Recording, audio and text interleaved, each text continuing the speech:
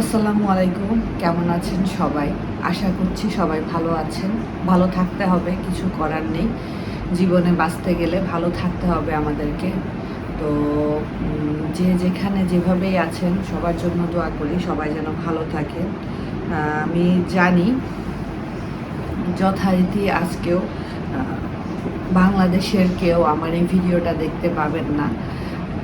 আহ দেখলাম বিভিন্ন দেশ থেকে আমাদের স্টুডেন্টদেরকে সাপোর্ট করে সব জায়গাতে কিছু না কিছু স্টেপ নেওয়া হয়েছে, বাট আমাদের এইখানে ওইভাবে করে স্টেপ নেওয়া যায়নি। করার জন্য পারমিশন চেয়েছিল, বাট এখানকার কর্তৃপক্ষ পারমিশন দেননি।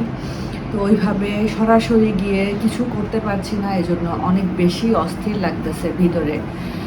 আর সবচেয়ে বড় কথা কি, আজকে 3 দিন ধরে বাংলাদেশে নিজের আপনজন প্রিয়জন কারো মুখটা একটু দেখতে পাচ্ছি না। খুব ভাঙা ভাঙাভাবে আমার আম্মার সাথে হয়তো বা আমার একটু কথা হচ্ছে, তাও 1 মিনিট বা 1.5 মিনিট, এর বেশি না। রাতগুলো পার হচ্ছে, সকালে হয়তো বা ঘুম থেকে উঠে দেখবো যে বাংলাদেশের পরিস্থিতি ঠিক হয়ে গেছে এই আশা নিয়ে। আমরা সবাই জানি আজকে রায় ঘোষণা করা হয়েছে, তবে এই রায় নিয়ে কে কতটুকু সন্তুষ্ট এখানে একটা প্রশ্ন থেকে যায়, একটা প্রশ্ন আছে।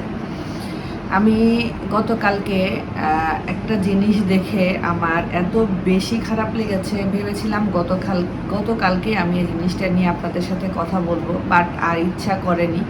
তো ভাবলাম আজকে আপনাদের সাথে জিনিসটা নিয়ে একটু কথা বলি। আপনারা হয়তো বা অনেকেই দেখে থাকবেন যারা প্রবাসে থাকেন, বাংলাদেশের কারো পক্ষে এটা দেখা সম্ভব না। যারা প্রবাসে থাকেন তারা হয়তো বা অনেকেই দেখে থাকবেন। গতকালকে দেখেছি প্রবাসী এক ভাই, উনি কোনো একটা দেশে, মিডল ইস্টের কোনো একটা কান্ট্রিতে থাকেন, এবং ওনার রুমমেটের মা মারা গিয়েছে বাংলাদেশে। তো উনি তাই ভিডিও করেছে একটা, যে দেখেন আমার রুমমেটের মা বাংলাদেশে মারা গিয়েছে। এমনভাবে, যার মা মারা গিয়েছে সেই ভাইটা কান্না করতেছিল। ভাইটার বয়স খুব বেশি হলে 26-27 বছর হবে। মানে ওনার কান্না আমার বুকের মধ্যে এসে লাগতেছিল যখন আমি ভিডিওটা দেখছিলাম। মানে খুব কষ্টে হয়তো বা দেশ থেকে সংবাদটা দিতে পেরেছে যে তোমার মা মারা গিয়েছে। তার আত্মীয় স্বজন হয়তো বা দেশ থেকে খুব কষ্ট করে তাকে সংবাদটা দিয়েছে। কিন্তু ওই ভাইটা যে তার মায়ের মুখটা একটু ভিডিও কলে দেখবে, শেষবারের মতো মাকে একটু দেখবে বা মার জানাজায় শরিক হবে ভিডিও কলের মাধ্যমে, সেই সৌভাগ্যটা ভাইটার হয়নি। কারণ বাংলাদেশে পুরো সব কিছুই নেট টেট সবই তো শাটডাউন। তো এই জিনিসটা দেখার পরে আমার এত বেশি অস্থির লাগতেছিল, এত অস্থির লাগতেছিল, আমার খালি বারবার মনে হচ্ছিল আল্লাহ, এই ভাইটার জায়গায় তো আমিও হতে পারতাম। আমার এই জিনিসটা খালি বারবার মনে হচ্ছিল। আমি না প্রতিদিন একবার করে, যত কষ্টই হোক, যত যাই হোক, যেভাবেই হোক, ফোন দিয়ে শুধু ওই পাশ থেকে শুনতে চাচ্ছি তারা ভালো আছে। আজকে 3 দিন ধরে প্রিয়জনগুলোর মেসেঞ্জারের একটা সবুজ বাতিও জ্বলছে না। মনে হচ্ছে আমি কোনো একটা জঙ্গলে আমি হারাই গেছি, আর আমার কোনো প্রিয়জন, সব প্রিয়জনগুলোকে আমি খুঁজে বেড়াচ্ছি কিন্তু কাউকে পাচ্ছি না। আমার কাছে এমন মনে হচ্ছে, মানে পুরো বাংলাদেশটা পুরো ওয়ার্ল্ড থেকে বিচ্ছিন্ন হয়ে গেছে। বাংলাদেশের যারা আছেন, আমি জানি না তাদের কিভাবে দিন কাটছে বা তারা কিভাবে কি করছেন, কিন্তু আমরা যারা প্রবাসে আছি, আমাদের যাদের আত্মীয় স্বজন সবাই বাংলাদেশে, তাদের কিভাবে দিন কাটছে একমাত্র সেই প্রবাসীগুলাই জানে।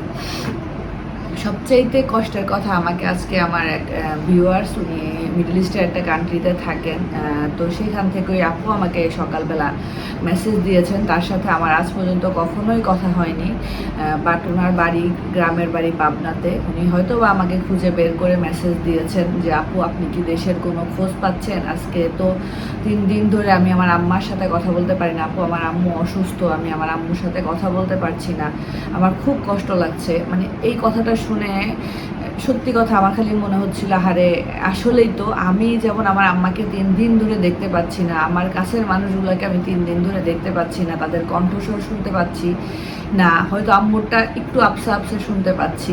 আর একটা আপুর ইয়েটা আমার খুব কষ্ট লেগেছে। আপুর বাবা মা কেউ নেই বাংলাদেশে, ওনার একটা বাক প্রতিবন্ধী মানে বোবা ভাই আছে, যার সাথে সে ভিডিও কলে হয়তো বা ইশারায় প্রতিদিন 1-2বার করে কথা বলে। তো আপুটা লিখেছে আজকে 3 দিন ধরে আমার ভাইটাকে দেখতে পাচ্ছি না, তার সাথে একটু কথা বলতে পারছি না। কারণ হয়তো বা মোবাইল নাম্বারে ফোন যাবে, কিন্তু ওই ভদ্রলোক তো ওইখান থেকে তার কথা রেসপন্স করতে পারবে না। তো এই জিনিসগুলা যে কতটা কঠিন এক একটা পরিবারের জন্য, আমি তো আপনাদেরকে কয়েকটা গল্প বললাম, এরকম হাজার হাজার লাখ লাখ প্রবাসীর গল্প আছে যারা একটুখানি দেখার আশায়, একটুখানি কথা বলার আশায় চাতক পাখির মতো ফোনের দিকে তাকায় আছে। আমার খালি মনে হচ্ছে আল্লাহ কখন দেখবো আমার আম্মুর আইডিটা সবুজ বাতি, আমি কখন দেখবো আমার ভাবির আইডিটাতে সবুজ বাতি, আমি কখন দেখবো আমার শাশুড়ির আইডিটাতে সবুজ বাতি জ্বলছে। ভাইয়াকে 2বার কল করেছিলাম, ভাইয়ার কথা একদমই অস্পষ্ট, কিছুই বুঝতে পারছিলাম না। আম্মুর কথা গতকাল দুপুরে যাও একটু বুঝতে পেরেছি, কিন্তু আজকে একদমই বোঝা যাচ্ছিল না, খালি বলছে যে হ্যাঁ হ্যাঁ ভালো আছি ভালো আছি, এইটুকু আফসা আফসা শুনতে পাচ্ছি। আমি জানি না আমাদেরকে এই পরিস্থিতির মধ্য দিয়ে আর কতদিন কিভাবে কাটাতে হবে। সত্যি কথা, সব আছে, আমাদের নেট আছে, খাবার আছে, সব আছে, কিন্তু মনের যে শান্তি, সেই শান্তিটা আমরা কেউই পাচ্ছি না। আমি মানে একদম বুকে হাত দিয়ে বলতে পারবো আমরা কোনো প্রবাসী মনের যে শান্তি, সেই শান্তিটা আমরা কিন্তু পাচ্ছি না। তো এই কষ্টগুলো আসলে বলে তো বোঝানো সম্ভব না, আমরা সবাই সবার জায়গা থেকে উপলব্ধি করতে পারছি। কিন্তু আমার সবচেয়ে বেশি কষ্ট লেগেছে এটা দেখে যে মৃত মাটা মারা গিয়েছে, আর সারাটা পৃথিবী খুঁজে বেড়ালেও এই মায়ের চেহারা কিন্তু আর কোথাও দেখতে পাবে না। হয়তো বা সে প্রবাসের থেকে ভিডিও করে মাকে শেষবারের মতো একটু দেখতো, সেটাও তার নসিবে হলো না। তো এরকম এক প্রবাসী ভাইয়ের গল্প হয়তো বা সামনে এসেছে, দেখেছি, জানি এরকম হাজার হাজার প্রবাসী ভাই আছে, হয়তো বা কোনো না কোনোভাবে তাদের কিছু না কিছু হয়েছে, হয়তো বা দেশের কেউ খবর পাচ্ছে না, বা দেশের কারো না কারো কিছু হয়েছে, প্রবাসী কেউ ভাই বা বোন বা আত্মীয় স্বজন সেই খবরটা পাচ্ছে না। তো আমাদের আসলে কি করার আছে, আমাদের সব দিক দিয়েই হাত পা বন্ধ, আমাদের কিছুই করার নেই। আমরা প্রবাসে থাকি, আমাদের অসহায়ের মতো এখন শুধুমাত্র দেশের দিকে তাকিয়ে থাকা ছাড়া আমরা কিছুই করতে পারছি না। আমাদের এই কষ্টটা আমরাই বুঝি, আমাদের সব দিক থেকে পাগলের মতো লাগতেছে এটা। মানে আমি হয়তো বা পাবলিক প্ল্যাটফর্মে আছি, তাই হয়তো বা বললে আপনারা কয়েকজন মানুষ আমার কথাটা শুনছেন, কিন্তু আপনাদের ভিতরে কি হচ্ছে, আপনারা কেমন দিন কাটাচ্ছেন, আপনাদের ভিতরে যে কষ্টটা, সেটা হয়তো আপনারা বলতেও পারছেন না এরকম। তো আমি সহ আমরা যত প্রবাসীরা আছি, যত লাখ লাখ প্রবাসী আমরা আছি, আমরা সবাই চাইবো প্লিজ আমাদেরকে আমাদের প্রিয়জনদের সাথে কথা বলার সুযোগ করে দিন। আমাদের প্রিয়জনগুলো আমাদের কাছ থেকে মনে হচ্ছে যে একদম আলাদা হয়ে গেছে, মনে হচ্ছে তাদেরকে কতদিন দেখি না। আমার তো মনে হচ্ছে আমি আমার মাকে যুগ যুগ ধরে দেখি না, আমার খালি বারবার খালি আমার আম্মার চেহারাটা মুখের সামনে ভাসতেছে, আর মনে হচ্ছে আমি আমার আম্মুকে কতদিন দেখি না। আমি যে মানুষ 2-3 বার করে আমার আম্মুকে ভিডিও কলে দেখি, না দেখলে আমার শান্তি লাগে না। সত্যি কথা, আমি 2-3 বার করে আম্মুকে ফোন দিই, কোনো কারণ না থাকলেও ফোন দিয়ে শুধু দেখি আম্মু ওদিকে হয়তো বা কারোর সাথে কথা বলতেছে, আমি এখান থেকে আম্মুকে দেখি, আমার কাছে শান্তি লাগে। সেই মানুষ আমি আজকে 3 দিন ধরে আমার আম্মার চেহারাটা দেখতে পাচ্ছি না। আমার মার কাছেও নিশ্চয়ই এমন লাগছে। সেম আমার মতো এরকম হাজার হাজার লাখ লাখ প্রবাসী ভাইয়া আপুরা আছেন, অনেক ভাইয়ারা আছেন যারা ফ্যামিলি ছাড়া একা প্রবাসে থাকেন। তাদের ভিতরে কতটা কষ্ট কাজ করছে, তারা হয়তো বা প্রতিদিন কাজ শেষ করে এসে মোবাইলটা হাতে নিয়ে দেখেন ওই পারে তার প্রিয়জনগুলা লাইনে আছে কিনা, অনলাইনে আছে কিনা, তাদের সাথে ফোন দিয়ে কথা বলেন। আরেকটা আপু গতকালকে লিখেছে যে প্রতিদিন সারাদিন হাড় ভাঙা কষ্ট করে আসি, ইউরোপে কোনো একটা দেশে থাকেন, হাড় ভাঙা কষ্ট করে আসি, সন্ধ্যার সময় বাসায় এসে ভাবি যে কখন বাংলাদেশের সকাল হবে, তখন আমার প্রিয়জনগুলো ঘুম থেকে উঠবে আর তাদের সাথে আমি কথা বলবো শান্তি মতো। সারাদিন যে পরিশ্রম করি, পরিশ্রমটা শেষ হয়ে যায় যখন বাসায় এসে কাছের মানুষগুলোর মুখটা দেখি, কাছের মানুষগুলোর সাথে কথা বলি। তো এগুলা সত্যি কথা, প্রত্যেকটা মানুষের বুকের কষ্ট, প্রতিটা মানুষের মনের হাহাকার।